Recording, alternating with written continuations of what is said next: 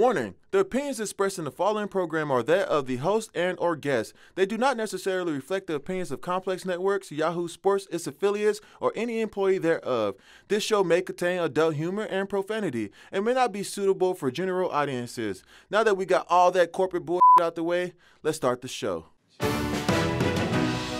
Welcome back to Dr. Trill. Today our guests are Vikings wide receiver Adam Thielen and Patriots head coach Bill Belichick. Now, recently, Adam and Bill engaged in what I like to call WOW, which is an acronym for white-on-white violence. Bill told Adam to shut the F up. Now, fellas, why are you both acting so light-skinned towards each other? Because he talks too much. Doesn't want to catch my fade either. You don't want to catch my fade, Buster. Now, whoa. Let's calm it down here, fellas, because neither one of you wants to catch Dr. Trill's fade. I will give you these paws. Look at these knuckles. Look how ashy they are. That's from punching things. But not women, Kareem Hunt and Reuben Foster, okay? Adam, why are you so salty at Bill? Because I want to be his #1 wide receiver. I don't understand what Julian Edelman has that I don't have. Well, for starters, 2 Super Bowl rings. Dr. Trill to the burn ward. Now, Bill, I know you have a lot of testosterone, but you also got man boobies, so how's about a little compassion here on Dr. Trill's show, okay? Now, Bill, why are you so mad at Adam? Well, I guess I wanted him to be my wide receiver. And I'm still pissed I didn't draft him. Now, that's what I like to call a breakthrough, okay? That's what we do here on Dr. Trill. We resolve issues. Now, before we continue, do either of you have any questions for me? Yeah, I got a question. Are those Bugle Boy jeans you're wearing? Hell no, bitch. You know this, Polo. Look at the man on the sweater, okay? That's horsepower right there. I want you guys to both stand up. All right, and I want you guys to give each other some dap, but do it the way that black people do it. Come on, Bill, do your job. Oh, shut the fuck up.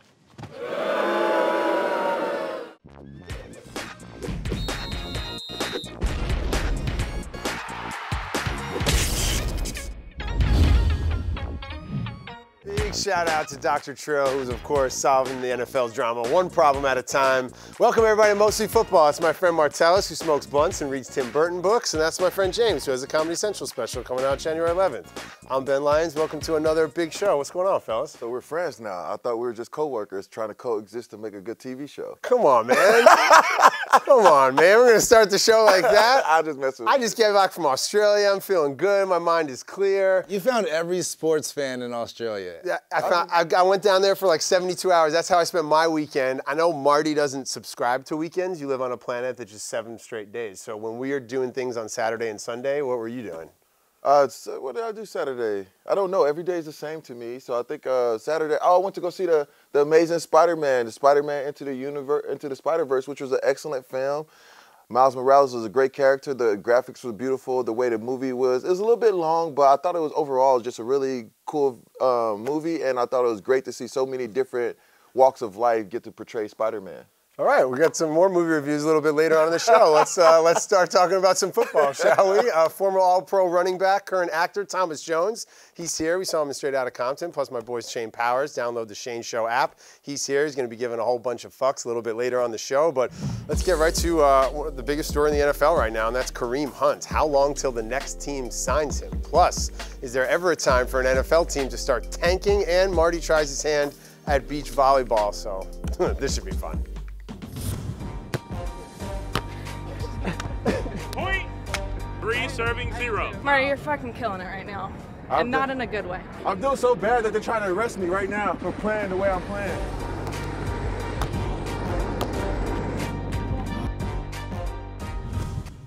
Well, we'll get to that hard-hitting footage a little bit later, but let's talk about a big game tonight in the AFC South, shall we? The 6-6 Titans, they're trying to keep their wild card hopes alive when they host the Jacksonville Jaguars, who look like Saxonville last week as they shut out the Colts. So who do you like tonight in the Thursday Nighter? I just don't, I'm not buying the Jags right now, so I think the Titans have been, they've been an up and down team, but, they lose one, come back, they're doing a pretty good job, like, staying in it, so, you never know about the AFC South. Fournette's back, though, which is good for Jacksonville. They kind of look like their old self last week. Jalen Ramsey doing his thing, 6-0 shutout. I mean, that's sort of the formula for them to win, I guess. I guess. I mean, if I'm playing Madden, I'm taking Tennessee. That's what I'm going for, and I'm picking the wild jersey. You know, the colorful one. I don't know which one you're talking about. So you know the option where they're all the throwbacks. Throwbacks. The Oilers? Yeah. Okay. Mariota, you know, if you forget, they got him to the second round of the playoffs last year, which is kind of crazy. And maybe that toughness comes from their head coach. Take a look. This is how Mike Vrabel gets his guys fired up before the games. Did you ever have a coach like this, Marty, who kind of worked out with you guys before the game? And you think any other coach in the NFL could take Vrabel? Like, it looks like he's still got something to make. That's very common. Like your position coach, before the games, you work out. He's a defensive lineman, played a lot up front. I mean, you know, the position you play outside linebacker, things like that. So when you work with your coaches, they like to get in there. Like the tight end coach, we'll block him. We always throw him around, slap each other, you go against the other guy. So that's very common, especially on the defensive line. The defensive line, they like a lot of contact. And I think some coaches like the contact to feel like they're part of the team. And especially if they played, like it gets them juiced up for the game. It's like, yeah, I'm ready. So like he's calling the plays, but there's something about contact, that early contact that gets you going, and I think that's what he is. He still has that player mentality in him, so I think it helps him out. It cracks me up when I see coaches wearing cleats. There's like a high of like contact in football, right? Like you like getting hit. So like when you're out the game, but then you can get a little bit of that hit for a second, of that like professional football contact. That's what that man is doing right there. Oh, that's like the best 20 minutes of his week. Exactly. He's sweating. He's looking forward to that. I don't miss getting hit, so I don't know about all that shit. But like for some people, but some people, right? Yeah, it's like tattoos. Like you get addicted to the pain of a tattoo. You know what I'm saying? Some people like to get that reminded what it was like to be a player at times. Well, somebody who never liked going over the middle, who never liked taking a hit, was your best friend Desi. You know, he stays on the sidelines and he brings us the best sideline interviews. And he's down in Tennessee with Coach Vrabel right now. What's up, MFers? This is best friend Desi coming to you live from Cashville, Tennessee. Tonight I have a special treat for the biggest Thursday night football game of the season. I got none other than Titans head coach Mike Vrabel coming over right now. Coach Vrabel, you ready for this interview? Oh damn, he's really coming over. Hey. What's up, Desi? Ready to do this? Hey, Coach, I really wasn't expecting you to come over. Damn, let me find my questions right quick. I got my questions, but this is Desi Brown from Mostly Football. Back to you in the studio. We were rooting for you, Desi. Come on, man. We were all rooting for you. Week 12. We were rooting for you. Oh, we're going to get our interview. All you right, finally had somebody in front of you, man, and you froze. Maybe next week. Damn it, Desi. Where's Eminem when you need him? Come on, B-Rabbit. Yeah, this is you choked, man. Well, guys, I hate to kind of change the mood here, but this is the second straight week now that we've had to start Mostly Football with a story like this, and it's about an NFL player hitting a woman. That disturbing video surfaced from February of Kareem Hunt shoving and kicking a 19-year-old woman at a hotel. The Chiefs, of course, immediately cut the running back, who's now in the commissioner's exempt list. The NFL reportedly didn't formally request the hotel video until after, of course, the TMZ story blew up. Two additional incidents with Kareem Hunt have since come to light. Is he going to get back on a football field anytime soon? And what do you think happens next in the Kareem Hunt story? You just don't know. I mean, with the way that the NFL handles things, you got someone like Reuben Foster who's on the team, then you got someone like Kareem Hunt. So it's like, what is the actual, like I always say, the moral compass? What is it? What is allowed and what is not? What are you working on? And how are you going to handle the situations? Every single time they handle it differently. So you just never know how it's going to go. He's a young player. He's a young guy with a lot of room for growth as a human being, which I think is most important. But, you know, you don't know how the NFL is going to handle things. You're right, man. Every time it is a different situation and there's different, you know, facts to the story. But I kind of stand by my blanket rule, which is if you punch a woman, no more football for you. The craziest thing, though, is like the people around him actually try to do a good job of pulling him out of the situation, keeping him away. And, you know, so the intent behind it, you know what I'm saying, was like the most telling thing of the video. So, I mean, there's so many different ways to come up with solutions to walk away from situations, to, you know, to de-escalate situations, which is what I think that life skills coming out of college as an athlete, as a human being, they don't teach enough life skills. Like, you know, how to de-escalate situations or how to remove yourself from, you know, what may happen or to think about the consequences. If I do this, then this may happen. Totally. And, you know, the logic of that is something I don't think that they teach enough kids these days.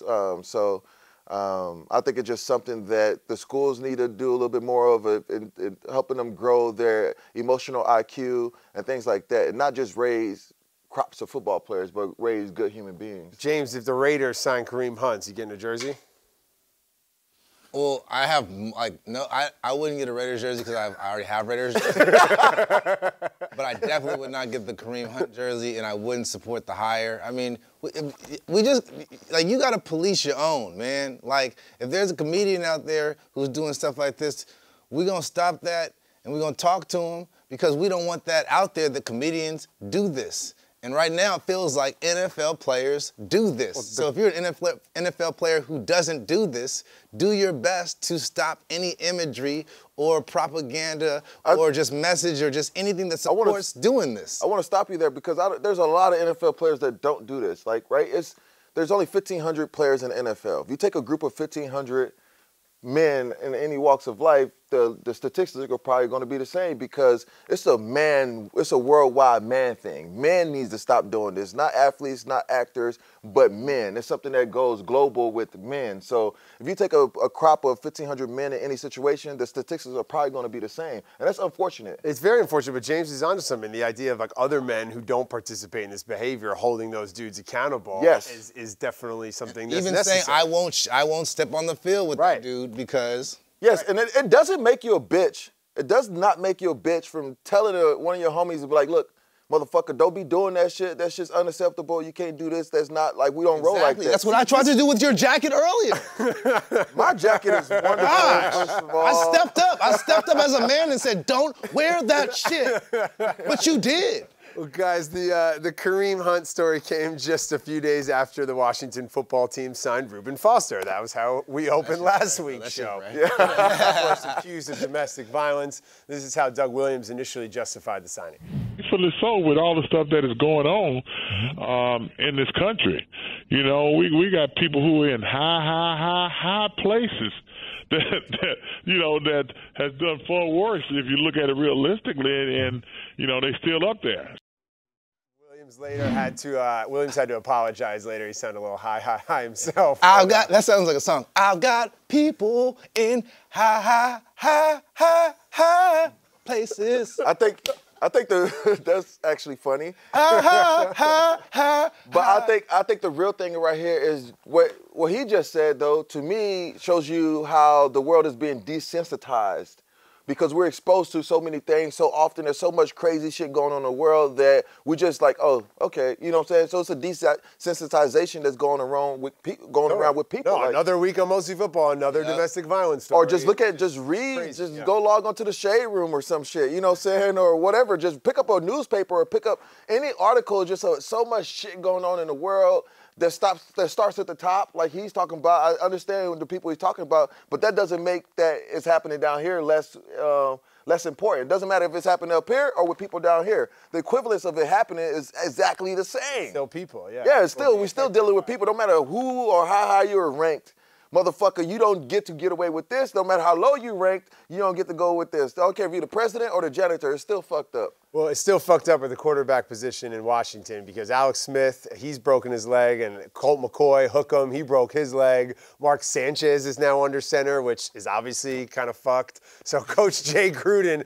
admits the team discussed bringing in Colin Kaepernick. That sounds like a good idea, right, guys? But no, surprise, they decided to go in a different direction.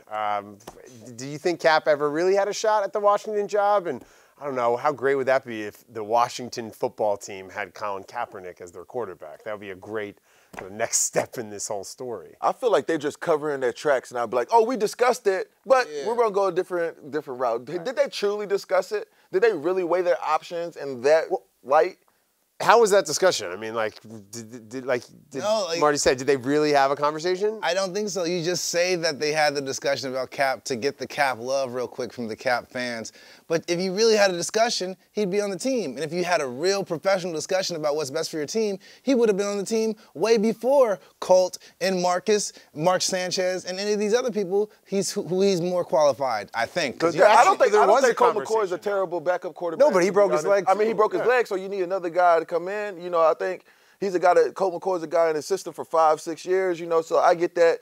When you got to bring guys in off the streets, who are getting workouts and who are you actually working out, having a conversation and bringing guys in for workouts is a totally different thing. You know what I'm saying? There was actually a real conversation about bringing Cap in, and we at Mostly Football have the tape.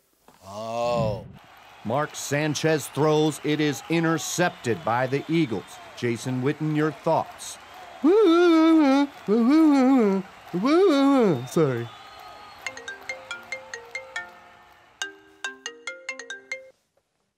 Hello? Colin, how are you? Dan Snyder? I'm surprised to hear from you. What's up? Just calling to let you know our season's falling apart. We're colossally embarrassed from signing Reuben Foster, and somehow our quarterback is Mark Sanchez. So we still don't want you to be our starting quarterback. Fine.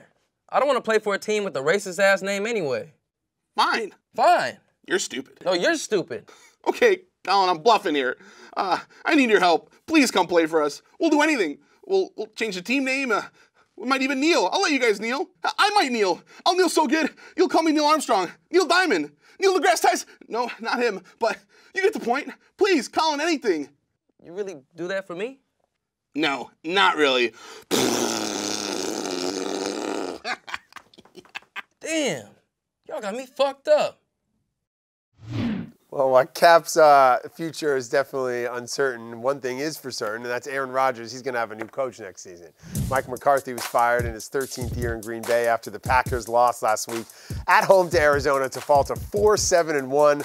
Probably going to miss the playoffs the second straight year. McCarthy did win a Super Bowl with the Packers, which feels like a lifetime ago, and he has, lost 3 NFC Championship games, so he's been there. They always seem to be competitive. But I don't know, man. What do you think? People are saying that Aaron Rodgers is kind of acting like an NBA player, getting his coach fired. You put this on Aaron, or was it time for Mike to go? I mean, I think anytime you get paid $100, $200 million, you can act however you want to act. But there's something that Aaron said that he does ask to be to be accountable. When he was like, I saw it in first person, when Aaron said that I tell the coach to call me out, right? He does that, but that doesn't mean that they go through with it. You know what I'm saying? Because he understands that they look at him differently. What I think this was a case of, you have this really good guy that got you out of so many different issues, so many different plays, and won so many games doing his thing. Like, it's the Aaron Rodgers show. Like, Aaron wants to be coached. He wants to be disciplined. He's tired of carrying the workload, having to come up, call the plays on the field, make things happen. He wants to work with somebody who helps him make things happen or make things happen for him. So as a player, as an athlete, you want to be coached. You want to be disciplined. You want to have a figure that you respect, and there's a mutual level of respect in that relationship that you both can grow together. And I think that growth between the two of them were done because a lot of it, they just started leaning on Aaron a lot to make things happen. And I think Aaron's just like, that wears on you. You know what I'm saying? Especially when year, 13 for Aaron. He's like 34, 35 years old. And to scramble and to, take those hits at that age. I'm tired of carrying this. I'm tired of putting it on my back and carrying it. Like, someone else helped me carry this load. And it's like, especially with what I'm capable of, the talent that we have around me, the things that we're capable of doing, we're not reaching that. So he wants to be in an environment where he feels like people be like, well, Aaron, that was a shitty-ass throw. You know what I'm saying? Oh, that was not a good play. We need you to do better. We expect more for you. Don't be changing the plays when I call the plays. Oh, you saw something right there. Great call. Like that. Really? You think that's what Aaron wants? Is people to be in his face like that and challenge him? I don't know. I kind of see the NBA player comparison. I mean, whatever was going on this year, he wants something different. I mean, he was saying it subliminally and not so subliminally in the press conferences. So whatever it takes. I mean, he's not happy and he's too talented to be not making the playoffs. So. And McCarthy, maybe we just need a different look, telling you what to do. See, McCarthy is a chakra guy, very earthy, very... I like it. Now I'm a Mike McCarthy fan. Yeah, he is. He's very in tune, spiritual guy, you know what I'm saying? And that works for a while, you know what I'm saying? Yeah. But when everybody's not into chakras and shit, it starts to change a little bit. And I think that they want a different fiery voice in their ear to handle things. Well, one of those names that's getting tossed around now is somebody you also played for, and that's Josh McDaniels. He was your offensive coordinator with the Patriots. You like the idea of him coming into Green Bay? You think he'll be able to give Aaron what he's looking for? I think so. I think Josh comes in with the pedigree of being able to work with star athletes and them trusting him. And Tom Brady has a great relationship. I see him in meetings, the way they talk, the way they trust each other. And Josh is one of the most fascinating coaches I ever played with. The motherfucker just knows football. And the way he game plans and the way he strategically attacks people, man, this dude, the dude's a fucking offensive guru. Like, and he's And he has a little bit of dick in him too, you know what I'm saying? So like, you need that. Like, he's a good players coach, and you can talk to him, but he's also dick enough to be like, I ain't fucking doing that shit. You know what I'm saying? All right, so Marty's got the formula in Green Bay. Less chakra and more dick. All right, so there you go. That's what I was saying. Well, a little bit of dick on him. Well, you know what happens, guys, when a guy gets fired or, gets cut in the NFL, and they got to turn in their playbook. And the playbook is mostly, tablets these days. And we actually got our hands on some of the things found on Mike McCarthy's tablet after he turned it in. Let's take a look. This was the game plan against Arizona, which is just Aaron throw the ball to somebody on our team. I think let's go to the next one when he swipe on the tablet here. Hey, if you win, McCarthy gets a giant cheeseburger. That's what they call a salad in Green Bay. And then we also got this on the screen. That's an old reminder from Brett Favre. One of his old pictures of Brett Favre back in the day. McCarthy's been there a long time, so let's see what else is there. Melissa McCarthy. I don't know if they're related or not, but he's got some, I guess he's a fan. Might be. Kind of a resemblance there. And then, that's from Aaron Rodgers. He's basically saying, I'm better than Brett Favre. Yeah, there we go right now. I think that, but Mike McCarthy is he's a good dude, right? Like, a lot of people, they took him to the playoffs 10 out of 12 years. He's a good human being. Yeah. Right? You know what I'm saying? You played for him, so you know. Yeah, getting to know him as a human, he's a good human being. He's a good dude, so... Hopefully he lands on his feet. I'm sure he'll find another job if you want to do it. Only thing that sucks, though, is that if you get cut by Green Bay, you have a house in Green Bay, it just sounds like it's so hard to sell. You know what I'm saying? It's just like, who's moving to Green Bay? Like, that's just crazy. Yeah, you know Green Bay's tough when you're like, well, maybe there's an opportunity in Cleveland. And you can move there. That would be great. And you can't stay in Green Bay. It's not like a Chicago where you can just stay there and live in Chicago. Like, you can't live in Green Bay unless you play. All right, well, we'll see where Mike McCarthy ends up. The Packers definitely not rolling, but a lot of teams are, so let's take a look at who's legit. The Chargers got a signature win over the Steelers in prime time last week. The Texans have won 9 straight. Russell Wilson's having one of his best years, and the Seahawks have finally gotten a groove, and I can't believe I'm saying this, but if the playoffs were to start today, they would include the Dallas Cowboys. They're on top of the NFC East. So, Marty, you've been a Chargers fan this whole season, right? You've been going to all the games here in L.A. No, I do not go to the games. You've been all in on the ball time. I don't think anyone in L.A. goes at the StubHub Center, just sitting in the stands. I don't think anybody's doing that in L.A. right now. Nobody, but they're playing great. Oh, well, I said they're going to be good. I just love Phillip Rivers. I like the type of person Phillip is, and I knew that team was going to be good because their defense was good. They drafted well. You got Ingram, you got Bosa who's coming back, getting healthier and healthier every week.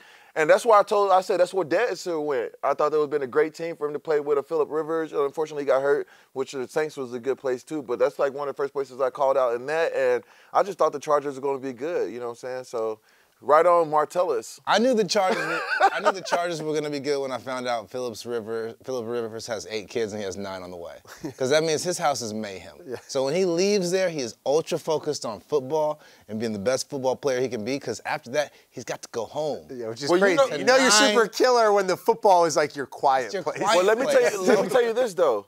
When you have one thing about teams relocating is you usually have to relocate your family. Phillip didn't relocate his. He drives home every single day, watches film on his Sprinter van or whatever, and drives back every single day. That's a dedicated father. And that when you got 9 kids to feed, you got to go out and ball. Yeah, totally. You can't put up lousy numbers. And, like every kid keep feeding those kids. Most players I knew that had lots of kids, they played hard as a motherfucker. All right, well, those teams are definitely rolling. Some other teams in the NFL, they're done for the season. James's Raiders, the Niners, they've been mathematically eliminated for the playoffs. And you hear about it all the time in the NBA. Once a team doesn't make the playoffs, start tanking, try to get a better draft pick. Is this something that comes up in the NFL? I know the guys don't really talk about it in the locker room, but I don't understand why they don't do it in the NFL because there are no ping pong balls. It's not a lottery. You know what your record is going to get you that draft pick. So, well, as a player, it is almost impossible to tank.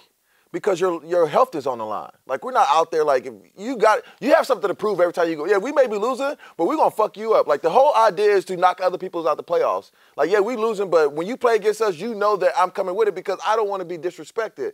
And, like, the NFL, like, you don't have to have, like, in the NBA, the top 15 players are going to be the best. But in the NFL, you can find a star in the 3rd round, 4th round, 5th round. Because the first or second round are usually the guys that make it the longest. The NFL is made up of 3rd and lower and undrafted free agents. If you look at most of the teams, the winning teams, that's what they have. You know what I'm saying? So taking the NFL is almost impossible because of health reasons. You know, you have just out of the heart that an NFL player has. Like we just don't do that. Well, usually on Mostly Football, we don't talk so much football. We talk about some other shit on the show, so we don't do that. So, James, why don't you tee us up with some other shit besides football? I can see you starting to zone out into outer space. No, I'm laughing because that line was originally mine. And as you said it, I was like, I rehearsed it. Either way.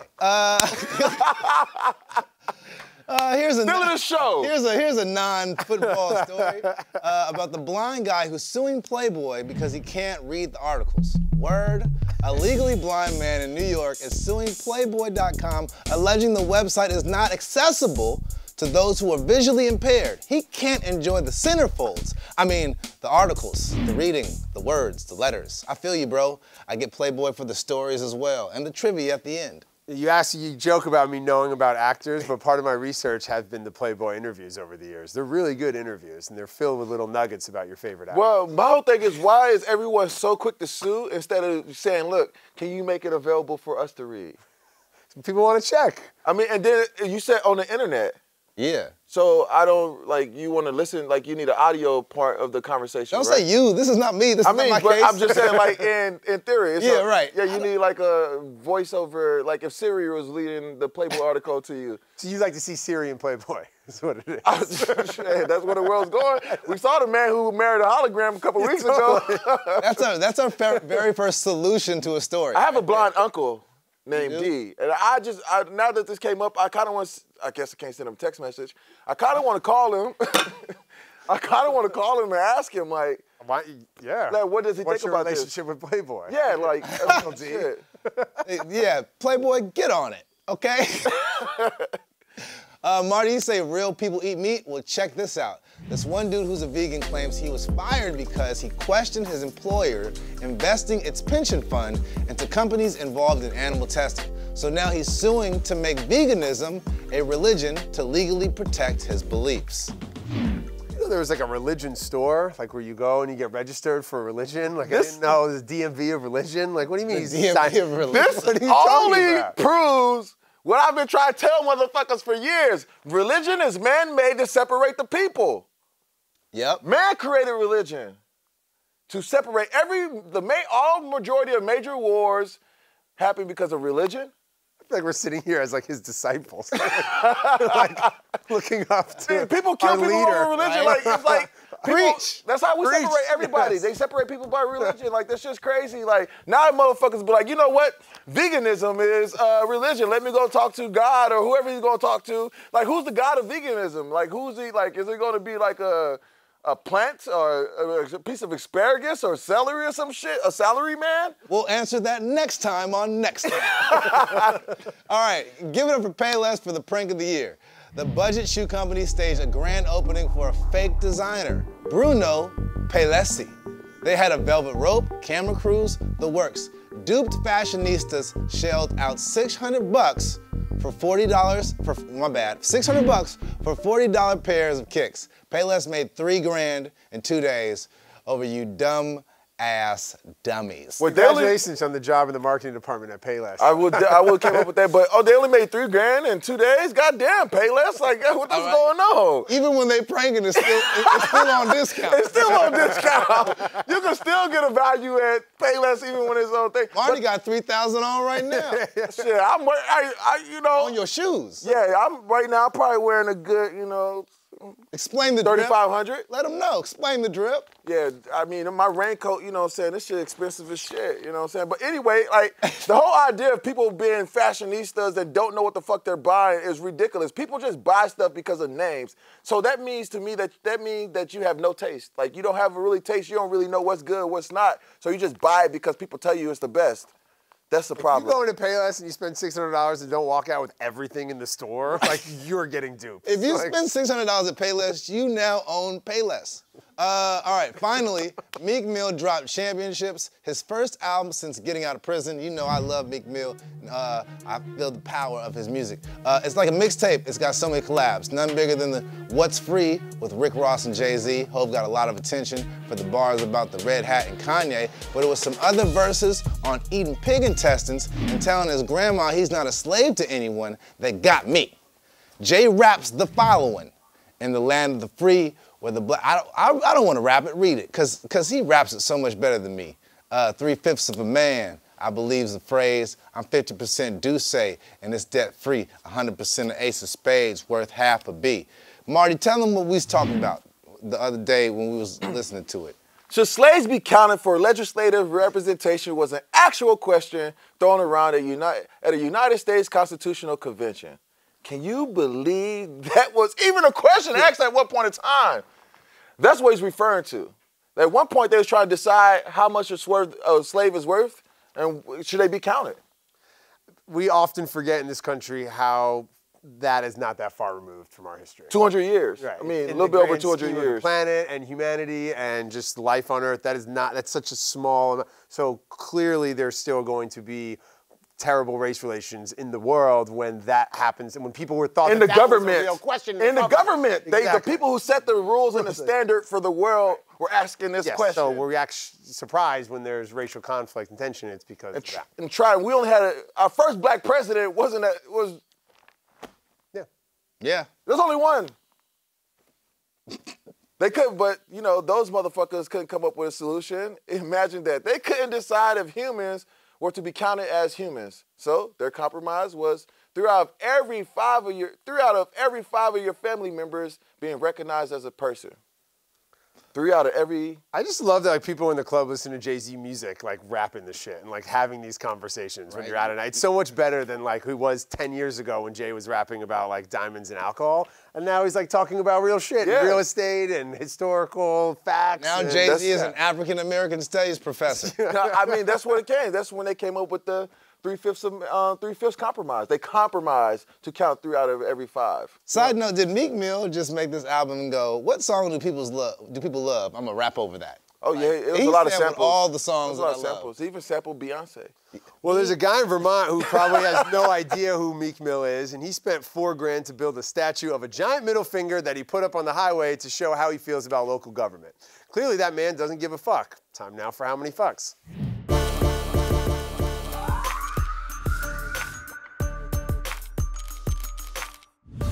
Joining us right now for How Many Fucks, I love this dude. He's a good friend of mine. He hosts the Shane Show. Download the app. Shane Powers is here. It's great to see you, dude. You're a dude from... This is the weirdest experience ever watching you on television. Nah, dude, you're a dude from Nebraska who's a diehard Tampa Bay Buccaneers fan? Correct. Like, are you down with Jameis Winston as your quarterback for the future? I am not. I hope he leaves, and I hope he leaves soon. First of all, I hope Cutter leaves with him. Because I think Fitzpatrick, we were 3-0, and there was like a weird sort of magical thing happening in our locker room. He could probably tell you a little bit more about this than clearly you or I.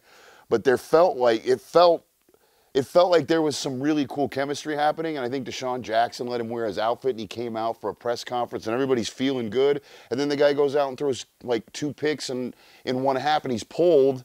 And then there was this like magical come here, go away thing with our quarterbacks, and it ruined our season. And Cutter's terrible anyway. Is that magic shit real for players? Do they catch the vibe and it makes a difference? There's always a quarterback that guys turn to. You know what I'm saying? Like there's a quarterback that could be a man of the people. And like Tom Brady's real good at that. John Kitna was great at that.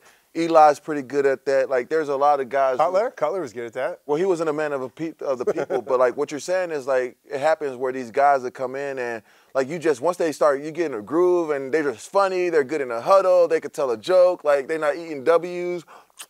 They're just real people, and you just fuck with them. You know what I'm saying? And Fist magic is like the only thing about magic is eventually you figure out how the trick is done, and I think that's what happened to Fitzpatrick. And eventually you start realizing you're talking about the Tampa Bay Buccaneers and nobody gives a fuck. So let's move on. I told my brother when he played there. My brother played for Tampa, and I was like, "Oh shit, I forgot you played there because you're in protective custody. No one knows what's going on in Tampa Bay." All right. Well, first up, China is ranking its billions of citizens. This is insane. With the social credit system to be fully up by 2020, it's like credit score that goes up or down for infractions. Like if you're a bad driver, it goes down. If you buy too many video games, I guess that's down. I don't know. China's nuts. Talk to me a little bit about how many fucks you give about China keeping tabs on its billion citizens and creating its almost like new score or game to it. How many fucks, Mark? I give a Black Mirror worth of fucks. Yeah. There's some Black Mirror shit, you know what I'm saying? And I think that It's crazy as hell, because, I mean, if you got that many people, I guess you got to figure out a way to gauge 1 billion people doing the right thing, and this is China's solution for it. But what the fuck? Yeah, what the fuck? How many fucks? I mean, I give a Lu Xiaoling fuck. This guy is, I believe, the Michael Jordan of ping pong.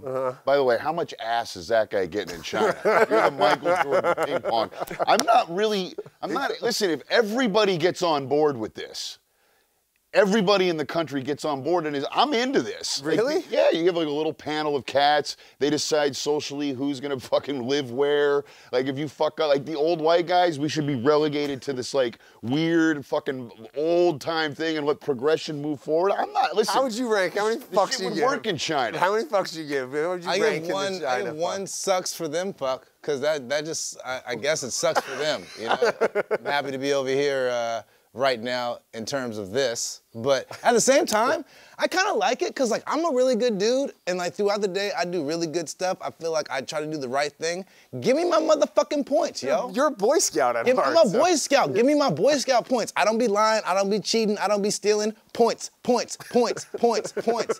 Put some respect on my points. Let's, hold on, let's break this down for nice dudes need their points. This is really happening? Yes, this is really happening. happening. There is a panel of humans that are going to rank each citizen, and it's going to affect your children. It's like I give 1.4 billion fucks because China is obviously one of the most important countries on earth, and if they're going to sort of set the tone for ranking humans and how we track people and how it affects generations, like this has me terrified. So you're out on I'm out. I think I'm out of it too. I think it's really, really fucked up because nothing's going to be real. But wait, but this you need dicks in the world. Like I just said, the Green Bay Packers need a dick for a coach. You need dicks to win championships. I don't even see how we got to dicks right now. Because you can't get points for being a dick. Sometimes being a dick is the right thing to do. Well, this is how points can be cool. Nice sweatshirt, point. Nice shoes, point. Nice jacket, double points. Don't you feel good about yourself? No, I'm not into the China point system. So I want to see if you guys give a fuck about this next story. It's a pro poker player who's locking himself in a dark room for 30 straight days for $100,000. He gets no electronics, no drugs to help him fall asleep or stay up. There's a bed, a bathroom, I guess, and all the food he wants. A live stream, which I will not be watching, is going to be showing him so he doesn't cheat. How many fucks should you give about the guy living in the dark? What the fuck is a live stream? It's the dark. Like, what the fuck are you gonna be watching? It's you gonna gonna be look like at black green, TV? It's gonna be like the night vision. Man, fuck that shit. I get 3 blind mice worth of fucks. This dude is fucking tripping. Why are you gonna blame? There's people who live in a life of darkness for, you know, that don't get paid to not be around, be able to see these things. So I don't really think what he's doing is cool. I think he's being a dick, and he gets no points on the China merit system. Shane, you, I think, hold the Guinness Book of World Records for the longest live radio show. We do. I give 61 fucks. So you care about this? Well, we did I have a radio show every day, and we went on the air and stayed on for 61 hours. We had a 5-minute break each hour. Did you win 100 grand like this guy did? I did not win 100 grand, but I want to know who this idiot is. Because anybody who's living in a room for 30 days in the dark for 100 G's is a fucking degenerate poker player and needs the money. No one's doing this for a month for 100 grand. I want to know who's paying him. Who's the poker player? Do we know the name? I don't know. I want to know where you peed, when you peed. When did I pee? The 5-minute break. You get 5 minutes an hour because legally you have to do that so you don't die. Got it. Okay. So the cool thing about it is you could stack time. So we would do 8 straight hours, and then we'd have 40 minutes to like goof off. Oh, okay. But we never really made it that far. So we would get like 3-4 hours, and we'd stack like 12 minutes, and then I would literally go to sleep for 6 or 7 minutes, and it was actually worse than not going to sleep at all. You know what? What I say about this? White people are crazy. That's what I said. For this story, I said it must be a white dude. Fuck. That's what I said. This is some white people shit by 100%. James, how many fucks do you give? I give one metaphorical fuck, because this is just a metaphor for how you get the money. You gotta lock yourself away, go into a dark place, not talk to nobody, zone out, black out, and then after that, after you go through that, that's when you get the money. No, this guy's an idiot. You can't even read in there. You can't read. You're not zoning in. 100 G's? 100 G's. All you can do is think about what you want. This is definitely a white guy doing this. I gotta just put that. I give a white guy's worth of fucks. Most of these pro poker players are degenerate fucking gamblers. They might Where's win Adam a lot of when you money, need but him? they lose it Yeah, back. it's Adam. That's who it is. It's Adam Caporal. Adam's the one that's going there. All right, an Englishman proposed to his girlfriend in Central Park. That's all nice. But then the ring was too big for her, and it later slipped off her hand, so she lost it down a grate in Times Square. Police couldn't find it, and the distraught couple flew back across the pond without giving their names. Then this is amazing. The guy bought a new ring. Later, the police find the ring. They use social media to track down the couple. They return it to them. Everybody wins in the end. How many fucks you give about this couple getting their ring back? I just want to say, how could police could do this type of shit, but they can't? They just, what the fuck is going on in the police system? Like, this shit's crazy. I give them June 1st worth of fucks because that's when I proposed to, that's when I got married. And when I proposed to my wife, her ring didn't fit either because I just went to the store. I woke up one morning, and I went and bought a ring, and I proposed the afternoon. She didn't know I was going to ask her to marry me or whatever. I just woke up one day, bought a ring, and proposed that afternoon, and the ring didn't fit, so we had to go back to the jewelry store, and they made it fit that night right before they closed. Yeah, but this couple, they lost their jewelry like in Times Square. Imagine that. Like, it's kind of a wild story. It's the worst place to lose it. Yeah, it's the worst place to be. First of all, Shane, how many fucks? I mean, I give one really dope fuck about this. There's a lot in the world to be not happy about currently, especially in our country. For me, this made me feel good in my belly. Like, there's a lot going on. You're reading, we're dying. The environment's going to kill us. We got a guy that's trying to. The environment's not going to kill us. We're going to kill the environment. Well, there you go. And you're very, very correct about that. But there's so much minutia, especially with the digital age and social media. You read little nuggets like this. This made me feel good in my belly. I'm into this. This is one good fuck. How many fucks you give, James? Make you believe in love? Somewhat. You know, I give it one reset fuck. I feel like now this guy has 2 rings, right?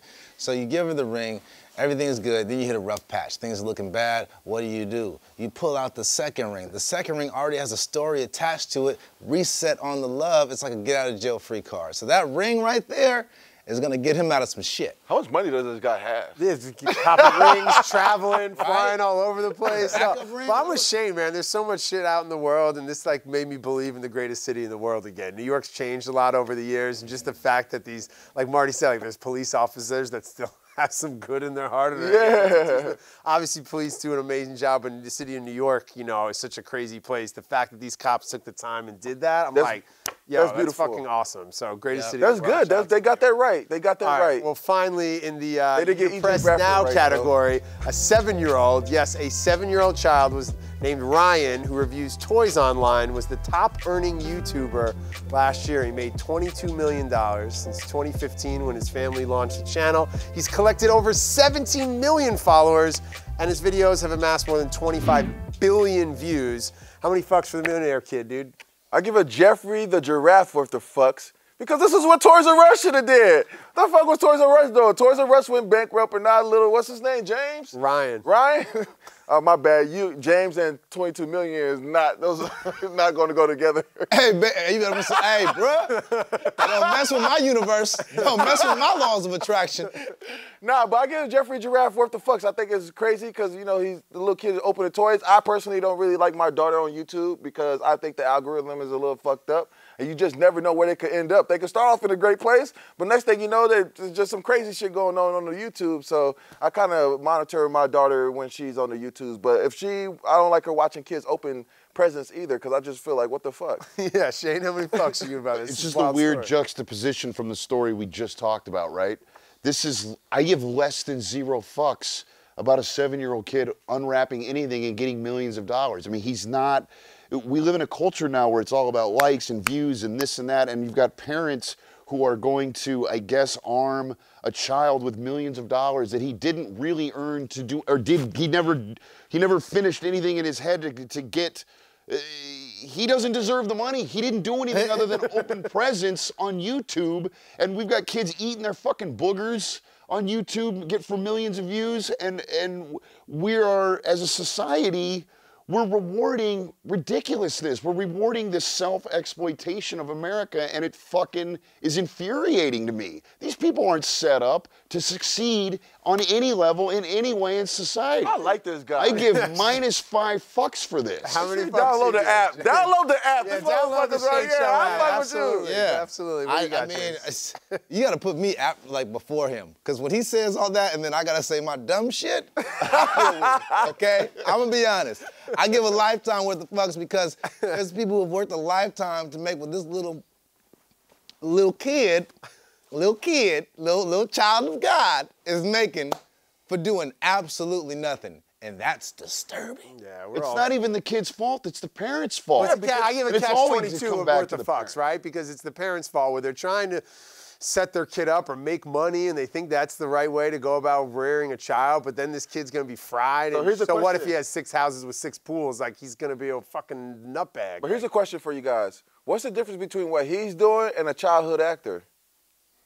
Go ahead. Childhood actor is like accomplishing something and like He's- exploring childhood art actor and is creating memorizing art and lines. doing something. He's memorizing lines and I don't know. That's the largest. I agree with you guys. I'm just being the devil's advocate. Big shout out to Shane Powers for coming through the show, dude. Appreciate Thank you it, so much. Make sure you download. I'm proud of you. Show You're doing app. good. Thanks, You're doing buddy. fucking good, Ben. You gotta come. Nice to meet you. Yeah. Nice to Coming meet up you. next, former All-Pro Thomas Q. Jones is talking fantasy football with our guru, Yahoo Sports' own Liz Loza. But first, Marty, with some deep shits. If the sun comes out every day, how come every day isn't a Sunday? Deep shit.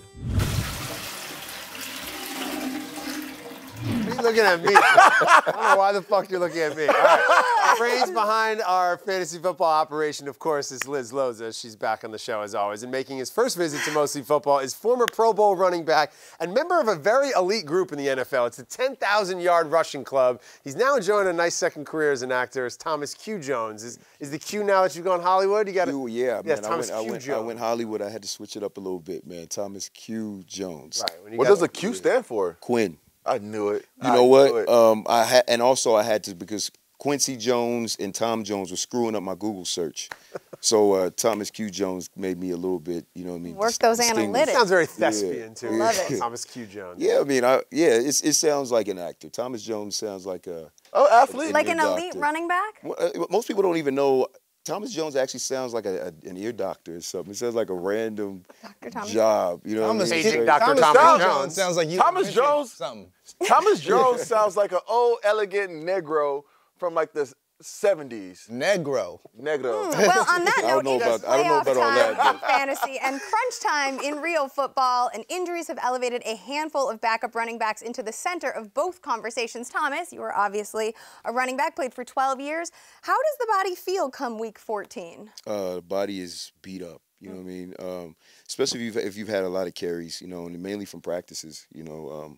So, you know, I think if you're in week 14, you definitely need to spend a lot more time in that cold tub to get your legs ready for this game coming up this week. There have been a lot of, Melvin Gordon is out. A lot of fantasy owners are upset about that. And so Austin Eckler and this rookie Justin Jackson, who ran away with the gig, I think, on Sunday night, really showed out. So those are two names. Obviously, in Pittsburgh, Jalen Samuels is another rookie, though he's going to share the backfield with Stephon Ridley now that James Conner probably has a high ankle sprain, people are assuming. So, you know, you and I were talking offline about these specialists or gadget players. When we had Clinton Portis on the show previously, he was talking about offenses always scheming for the mismatch, but you have kind of a different thought. So if you look at Stephen Ridley and you look at Jalen Samuels, who's this gadget, like no one knows what to do with him. Is he a tight end? Is he a wide receiver? Is he a running back? Is he just an offensive weapon, if you want full football terms? So what were your thoughts on like maybe sharing that, or do you think it's just situational and we'll see? I mean, I think you just never know. I mean, you know, I think, you know, you have Stephen Ridley, guy that, you know, has won the Super Bowl. He's played in big games. You know, he's one game away from becoming a superstar. You know, if he has 200 games this week now, he's the man.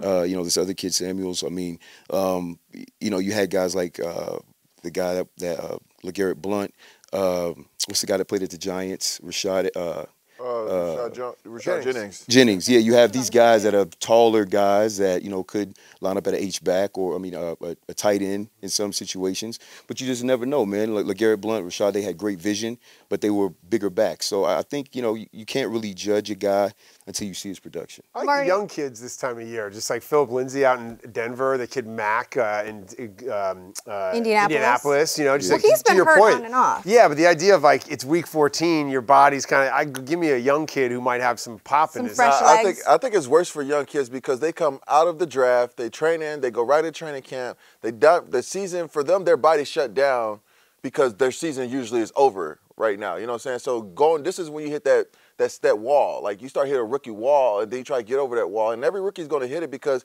your body has to perform for way longer than it ever had to in the past. So the younger players are more likely to be the ones who cannot sustain as long as the older guys because we know what to expect. We know how to get our bodies ready. We know how to make improvements and how to, compromise or compensate for injuries that we have. Like I've played a whole year with a high ankle sprain. You know what I'm saying? For a young player to do it, it's totally different because they don't know how to take care of the body or get it ready. Are you saying they're too excited too? Like maybe they just give a little, I don't want to say give too much, but they go at it too hard and then they can't sustain through a full 16-week season. Well, they're going against men, you know what I'm saying? So it's a totally different body, the way that you practice, the way that you have to eat. It's just it's a learning curve of how to be a professional athlete. At a young age, you can just show up and do what you do, but these motherfuckers on the other end, like they have a method to their madness. Like they know what they're doing, they know techniques. So those techniques, when you get tired, your body starts hurting, technique is what takes over. And the younger cats don't have as much technique. Like if something's happening to my leg or something like that, I know if I got this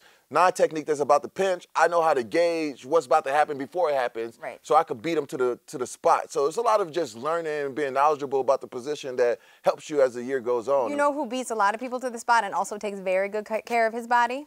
Aaron Donald. He might just be the best player on the NFL's best team and dominates games from the defensive tackle position in an offense-driven league. Take a look at this photo of Donald in the locker room this week after they clinched the division. What's up, Rams? Yeah, I don't know if he does yoga. I don't know, man. That's a big dude. That's a really big dude. It's kind of hard to say he's not the MVP when you then look at that photo. I mean, I'm with you, Ben, but a defensive player hasn't won a league MVP since LT in '86. Marty, I want your opinion first. Does Donald deserve serious MVP consideration this year? I think you have to. Like when you think about MVP, you got to think about how the success that the team has. And this team is the most successful team in the league right now. He's dominating at a rate that's very, it's beautiful to see the way that he's playing. After he holding out, he got what he deserves. So it shows you that when you know your worth, it's worth waiting for it. And I mean, he changes the game. Yes. We see him making a lot of game-changing plays, and I think that's how you judge who's going to be MVP, you know what I'm saying? And changing those games in moments that matter, you know what I'm saying? Because there's a lot of guys who will get a lot of sacks in moments that don't have, your team is up 40, you get a lot of sacks in those moments, but when it's fourth quarter, the game is close, and you come up with a strip sack, that's when those are MVP performances. I don't care about the shit you do, like, in the first quarter. Like, I want to see how you dominate in the fourth quarter, when the game is on the line. I like that because since the start of last season, the Rams are undefeated, 16-0 in games when Donald gets at least one sack.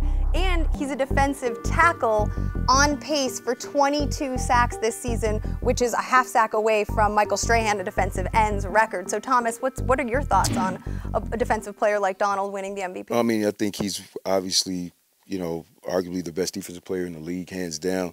But he's also on a great team. He's got a lot of other weapons. You've got Gurley, you've got Goff. I mean, you've got all these players that can make plays. I think it's about which player has the most impact on their team. And, I feel like the kid from Kansas City, Mahomes, I mean, if you take him off that team, they're not who they are.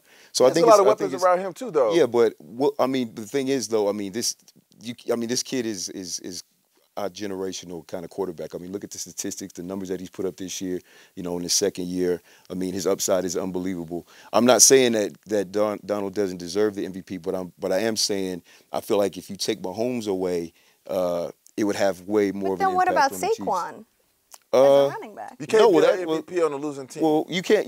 Well, that yeah. Donald, you can't get MVP I'm a on Rams losing guy, team. and like That's Donald's not even been an amazing, but like they give up a lot of points. Like that Monday night game the against Mahomes, they give up secondary, 50 points. Yeah. But he got after Mahomes. He was awesome that night. He got a strip. That's the thing. He got two. Yeah, he's awesome. But I don't know. I mean, fumbles. I'm In kind of moments that with you matter. Where if you take him off that team, I mean, they'll still be pretty good. Yeah, well, Saquon's having a great year. I mean, he's an incredible player. I love watching that kid play. But, you know, you're on a losing team, you know, so that's not even an option. I mean, as far as rookie of the year, yeah, for hands down.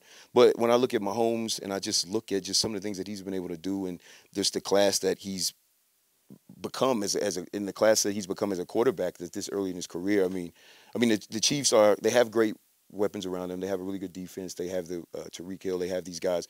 But if you take him away, all right. Well, I'm going Phillip. Phillip Rivers should be in this conversation too. We could talk about Phillip Rivers maybe in another episode, but let's just stay on the defensive side. That's why we got you on this. I'm here, baby. Let's stay on the defensive side of the ball. So who is the biggest badass you guys ever played against? The one guy who made you bring a little extra on a blitz pickup or made you look both ways on a crossing route? I'd never look both ways on a crossing I knew route. you were going to say it. I don't have alligator arms. I'm aware of everybody that's in proximity, but I ain't looking both ways. You're going to have to hit me. He fears no man. Huh? Or woman. He fears no man. That's why. Well, there's a couple of motherfuckers that I know that when I played against them, that it was going to be a long day. And the first person I think of when that question comes up is Trent Cole from the Philadelphia Eagles. That motherfucker was a man. Like, he was short, stocky, everything as a taller defender, and he was just powerful, and he would come with it. Then you have Julius Peppers, who I just don't know. It's like blocking Shrek. You know what I'm saying? I didn't want to block Shrek at all. I was like Donkey out there, you know what I'm saying? What about you? I would say hands down Junior Seau. Junior Seau, you couldn't scheme for him. He literally did whatever he wanted to do on every play. You're running an inside zone play, he's in the A gap. You're running a power play, he literally would run through the A gap and hit you as soon as you get in the ball. I mean, just an incredible guy. In pass protection, you know, he's 20, 30 yards down the field. I mean, you just could not game plan. He would disrupt an entire game. Junior, and then when Rodney Harrison and Junior Seau on the same team, you know, because now you have to know where Rodney is, you have to know where Junior is, so you can't focus on anything. You know, lots of ice baths. I can't even think of this guy's name, but I just remember one time he slapped me on the football field, like I was doing, like he did like a slaps move, and my helmet went around. And I can't even think of his name right now, but he was great all the time, man. Like I remember being like, oh shit, I'm in the NFL now. Like, he hit me like, like he was on the Raiders. I was playing for Cowboys, and he came off the edge, and he was just like a big ass human being. I was like, because they used to slide the offensive line away from me, because I was a really good pass protector. But I used to always be like, why the fuck are y'all sliding away from me when I got a pass take on a 7-foot pass protect on a 7-step drop against the best pass rusher? I know I'm nice, but goddamn, y'all leaving me on the island? This motherfucker gets paid $20 million a year to block this motherfucker. Oh, just block him a couple of times, and you know we'll just want to mix it up on here. Well, mix it up with somebody else. James, what about you? What was the biggest badass you ever faced in comedy? And don't look at me with those wide eyes like, why are you asking No, me the question? easy. Big Worm from Friday, Faison Love. He would just roast people. He's just mean. He's just rude. And like in my first year comedy, he just tried to roast me out of nowhere, and then I had to roast him back. And then he threatened to fight me. Like right after. He was like, come outside. And I was like, bro, this is stand-up. That's how you know you was winning. Well, speaking of badasses, you star as one in the newest movie. You play an MMA fighter and a violent man. You are a violent man. I'm gonna beat Rain. I already beat him once. Green tried to scare me, but I don't care. I'm gonna beat that fool again. But this time the whole world's gonna see it. Yes, sometimes, Thomas. Actors, like, how'd you get in shape for the role? It's like, I don't know, I played football for 10 years. Like, did you have to get in like a different type of shape though to play in MMA? Yeah, definitely. You know, I actually trained MMA for 3 months. And I was able to, Chuck Liddell's in the movie, Stephen Dunleavy's in the movie, and other fighters. So I did fight choreography with them for probably about a month.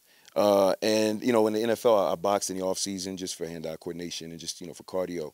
But just the submission holds and stuff like that, I mean, it was a whole new experience. I mean, 3 months working with John Lewis, who actually is plays my best friend in the movie, and he's Chuck Liddell and Tito Ortiz's trainer in real life, one of the most world-renowned fighters. I got a crash course because it's real MMA fighting. I mean, all the holds and moves, I mean, it's authentic because, you know, a lot of times you see boxing movies and, you know, you can tell it's kind of not authentic. You can't do that in MMA. You know, these fans are watching, the fighters are watching, they know if you know what you're doing or not. So I had to really take it serious. So it was That's dope, man. Well, in honor of your acting career, we wanted to ask one fantasy movie question, and which is pick one movie title that best describes your life. All right, I got these boards here, so everybody's got. Thomas, you're going first. Got to think of a title. Don't be a dick and pick the movie that you're promoting right now. That'd be fucked up. You'd be like, what movie besides my life? A Violent Man. You'd be like, whoa, all right, thanks for coming on the show. Okay, That's some Ben type shit. No, I got a special one for y'all. Y'all gonna be looking at me crazy, but I'll explain why. All right, what do you got? All right, when you're done, flip it and show us. It's a long title. It's a long title, yeah. Mm-hmm. Maybe it's a trilogy. Are we flipping? No. Are we flipping or no? Oh, I saw a peek. Go for it. What do you got? Thomas goes first. Come on, Thomas, flip it. what's your one? Coal miner's daughter describes your life? I've never seen that film. Really? You gotta Share give with us the some class. Well, explanation this here. How does movie- the coal miner's daughter? This movie is about a country singer named Loretta Lynn and her journey from the coal mines of Kentucky to stardom. I grew up in the coal mines of Virginia. My mom and dad were coal miners. My mom worked 19 years underground. My dad worked 1 year, and that's why I wore number 20 in football. So that movie is like super symbolic of me and my brother Julius's kind of journey from the coal mines, literally secluded area of Virginia, to this couch today. All right, so you went super thoughtful and introspective on us, Liz. Yeah, What do you man. got? I'm an actor, man. What do you expect? Yeah, exactly. I was just gonna go with Girl Interrupted because it's 2018 and I'm on a sofa with a bunch of dudes all the time. Also could have gone No Country for Old Men. I do want to say my best friend's wedding. My best friend Brian is getting married to a beautiful woman named Chantel in Barbados this weekend, and so I can't be there. But Brian, I love you. Chantel, I love you best. Chantel, and don't drop the fucking ring, Brian. James, what do you got? Man on Fire, because I be killing it pretty much in everything I do, especially comedy. So I'm on fire, I'm a man, and there's a movie called Man on Fire. I crossed out The Last Boy Scout. That was gonna be the first pick, and then after Coal Miner's Daughter and all the depth. Yeah. That football scene his was in way the too rain, deep. too. So I don't know if you guys seen this movie, but it'd be a lot cooler if you did, because that movie meant a lot to me. I love when Ben looks at me for some of these things. Yeah, we know. I know that movie too, Ben. I know that movie too, Ben. Yeah, I was gonna write Half Baked for James, but I'm gonna go Dazed and Confused for me. All right. Shout out to Mine Richard is Big Linklater. Fish. I think for my life, my daughter's gonna grow up. Like, I tell her all these stories about my life, about all these people I've met. And I don't know if she's gonna believe them all, but like the day I die, all of them gonna show up. There's gonna be astronauts and scientists and wizards and shit. You're just on a Tim Burton wave right now, right? I just love, but this movie describes my life, you know what I'm saying? And then second up, I just had to throw this on there, Men in Black, because every day I'm out here catching aliens and fighting bad guys and saving the world, so you motherfuckers don't know. Hey, can you toss me my little red flashy thingy so I could not let them... Yeah, and we say goodbye to Liz and Thomas. We'll hit them with the flashing light. Thank you, as always, Liz, for busting us some fantasy football knowledge and classing up the joint. And Thomas, man, congrats on the acting career. Film comes out in February. Yeah, February 8th. It'll be in theaters and on video on demand. So, yeah. Thank you, as a New Yorker, for making the Jets somewhat respectable. Really we'll be demanding that video. Well, yes. Chargers offensive tackle Russell Okung turned some heads on Sunday night when he claimed to hail from Wakanda Tech, a seemingly imaginary school located in the fictional home of Black Panther. But the school, it turns out, is actually real. It's a real institution. Take a look. What are you doing? You're sitting in your Uber driving the colonizer around thinking someday it's going to get better.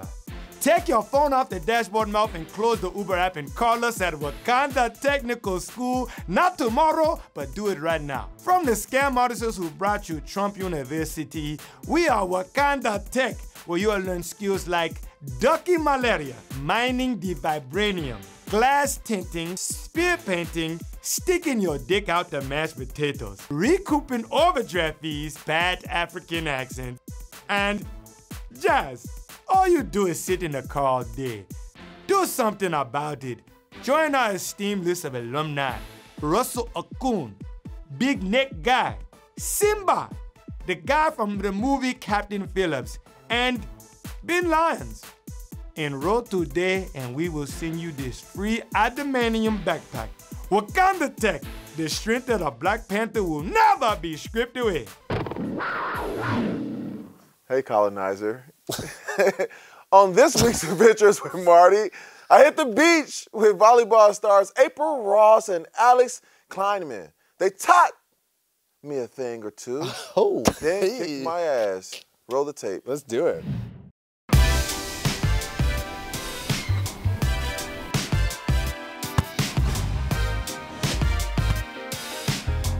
What's up, guys? Today on Mostly Football, I have brought sand to the beach. Today we will be playing beach volleyball with some of the dopest, best women players in the world. My teammate Nikki, I'll be playing against April and Alex.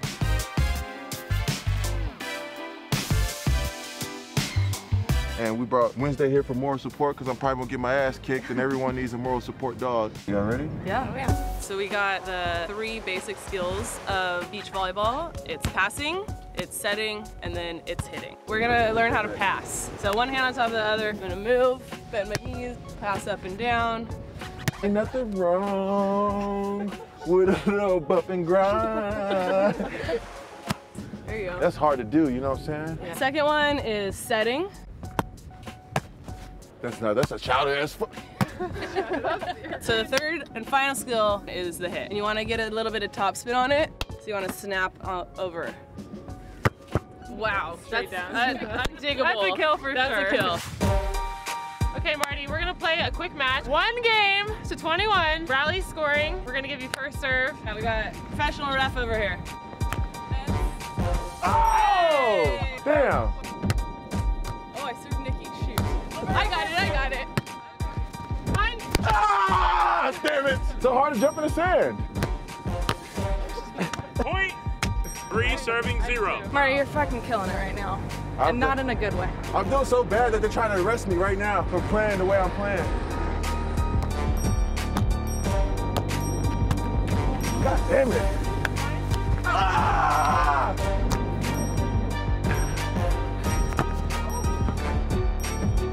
Marty, let's go. I mean, no X's and O's, but we've got to get this pass up so I can set you up and you can go to Spike Town. Spike Town on 3. 1, 2, 3, Spike Town!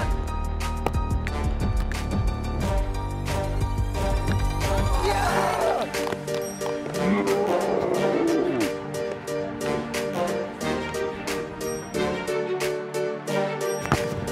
God damn it. Fuck, that was good.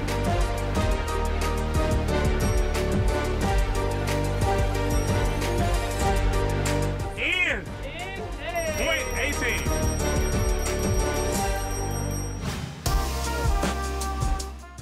And that is an Adventure with Marty. Thank you, ladies. Thank you for participating with my sorry ass today. This was very, very challenging, and I see why you guys are one of the top people in the entire world. We're going to consider you an honorary member of the A-Team. 2020, look out, motherfuckers, because they coming to bring the pain. A-Team on 3. 1, 2, 3, A-Team!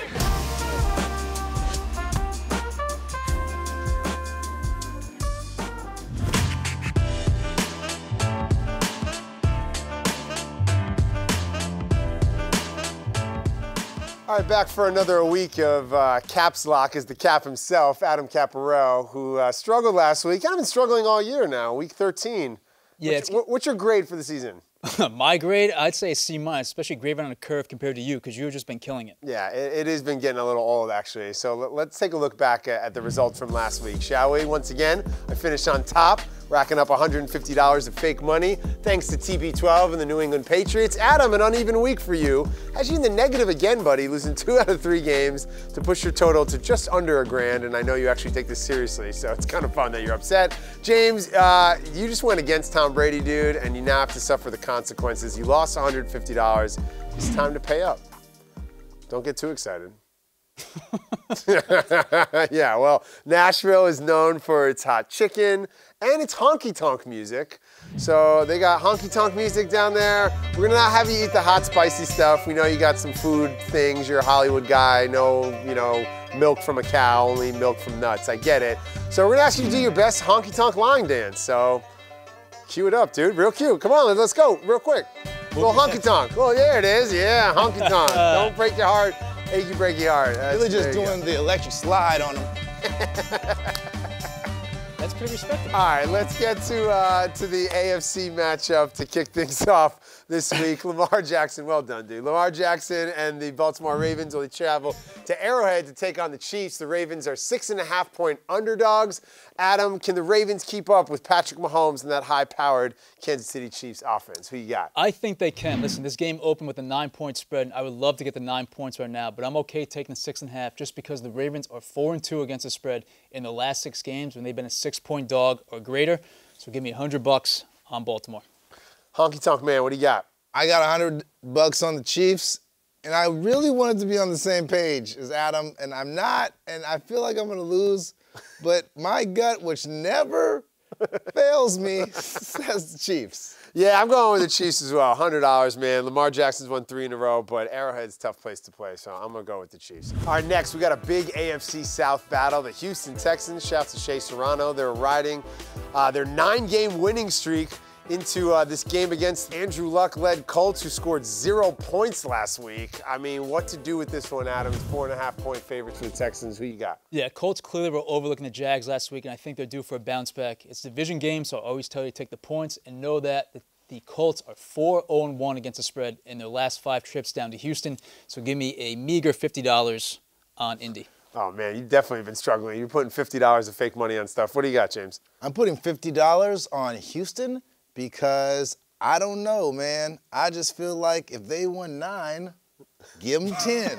I like your logic. I'm going with Texans as well. That's exactly why I chose them. I'm going for $150. I think the Texans might even be headed towards the AFC Championship game. Who knows? All right. Last one on the docket. In the Sunday night game, the Rams, that's right, the LA Rams, they travel to Soldier Field to take on the Bears. Mitch Trubisky is slated to return from injury.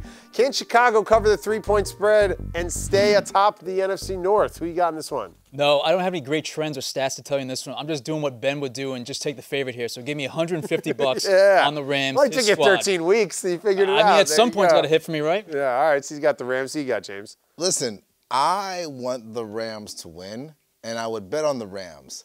But I'm so bad at this, I am putting that money on the Bears because I'm a Rams fan, and my luck in football is awful. So my money goes to the Bears. You got some soul searching to do over there. You know, I never like betting on my favorite team or any time one of my favorite teams is like involved in a game. I try to stay away from it. But the Rams are on one. $250 of fake money on the Rams. They're going to go into Chicago and beat the shit out of the Bears. So I'm looking forward to that. So cold out there. James, you've been kind of a dummy with your picks, dude. I mean, it's been pretty bad so far. Yeah, I can't run away from the truth. So we got so before we say goodbye to Adam, we're going to say hello to our dummy pick of the week.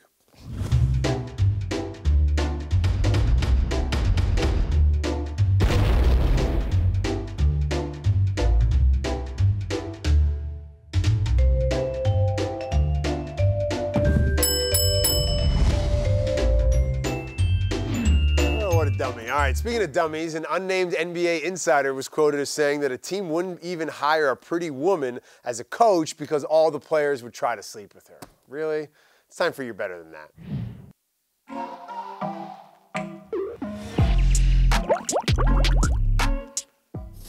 You guys know Ada Hegerberg, right, out of Norway? Well, she won the inaugural female Ballon d'Or, which goes to the best soccer player in the world. She was asked to twerk by the French DJ on stage who was hosting the awards. She, of course, said no. Come on, French DJ, you're better than that. It's ridiculous. He's French. I don't really know if he's too much better than that. Shit goes down in France. They be kissing each But this other. is just fucking ridiculous. Women are great at sports. She won an award. If a man won the award, you would not ask him to twerk on stage. So why would you disrespect her with that? She should have went on stage and kicked the DJ in the motherfucking nuts with that great leg of hers. The French are fishy. I think it was a French dude who tried to kiss Will Smith in the mouth on the red carpet at that festival. So like the French, they are habitual line steppers. Now, I feel you though. If like Lionel Messi had won Best Soccer Player, They ain't gonna say that shit. Like, why? Yeah, Like, exactly. I'd rather see Lionel Messi twerk, to be honest. Women athletes are phenomenal. Yeah, these stories are so. I don't know. All right, well, join Fuck us. that DJ. He sucks anyway. I bet he didn't have no Marty Saurus Rex in his Serato. Join us every Thursday for Mostly Football. We're simulcast at 7 p.m. Eastern, 4 p.m. Pacific on Complex and Yahoo Sports. We're on Facebook, YouTube, Yahoo Sports apps, some apps that Marty probably invented. MySpace, I don't think we're on that. I don't know if it's a thing anymore. If it is, we're probably there. For Marty and James, I'm Ben Lyons. Enjoy the weekend, everybody. Yeah, and fuck the DJ, he sucked. You don't have to twerk if you don't want to. You don't have to twerk. We don't expect you to twerk.